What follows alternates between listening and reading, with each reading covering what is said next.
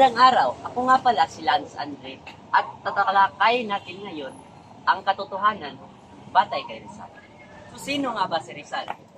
Si Rizal ay ating pambansang bayani ng Pilipinas.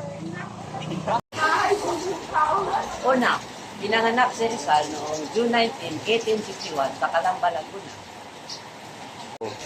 Pangalawa, ang totoong pangalan ni Rizal ay Jose Bonifacio Rizal Mercado Alonso Ronda. Pangatlo, ang palayaw niya ay Dr. Jose Rizal at Jose Rizal at Pepe. Pang-apat, si Rizal ay pang-pito sa 11 magkakapatid nila at untikan pang maputol kasi untik mamatay ang kanyang ina. At sino ang kanyang magulang? Ito ay si Francisco Mercado, ang tatay ni Rizal, at ito namang sa kabila ay si Teodora Alonso, ang nanay ni Rizal. Pang-anim, alam niyo ba na sa sobrang talino ni Rizal, noong 11 taong gulang pa lang siya, nakapasok na siya sa isang kolehiyo sa University of Ateneo de Manila. Pagkatapos makagraduate si Rizal, pagka 21 taong gulang siya, pumunta siya sa Spain para mag-aral ulit.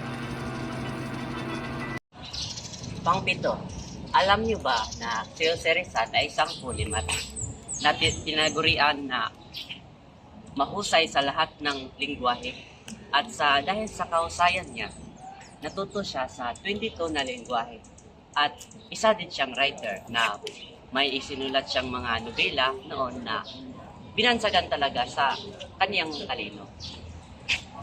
Noong nasa Europe na si Jose Rizal, isinulat na niya yung No Limit Tangere o Touch Me Not noong 1887. Kasama na dun ang El Filibusterismo o The Filibuster noong 1891. Alam niyo ba na ang El Filibusterismo at No Limit Tangere ay isinulat para sa Espanyol kasi inaabuso na niya ang Pilipinas? 11, alam niyo ba na hindi lang sa Pilipinas nakalagay yung mga estatwa ni Rizal? Meron din sa ibang bansa. Bakit inilagay siya sa ibang bansa? Kasi siya lang ang hero na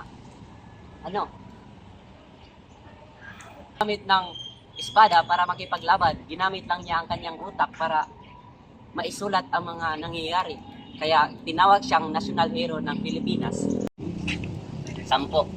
Dahil sa sobrang talino ni Rizal at kausayan, sa gawa niya, pinatulan siya ng kamatayan ng mga Espanyol. At noong December 30, 1861, ay hinatulan siya ng kamatayan at doon namatay si Rizal na edad na 35 gulang pa lamang doon sa Rizal Park, Manila. So ano ang matututunan natin kay Rizal? Ang matututunan natin kay Rizal ay ang kung bakit tayo pumapasok sa eskwelahan. Kasi dito matututunan natin ang kaimportante sa edukasyon. At ito ang susi para sa tagumpay ng ating community. Yeah!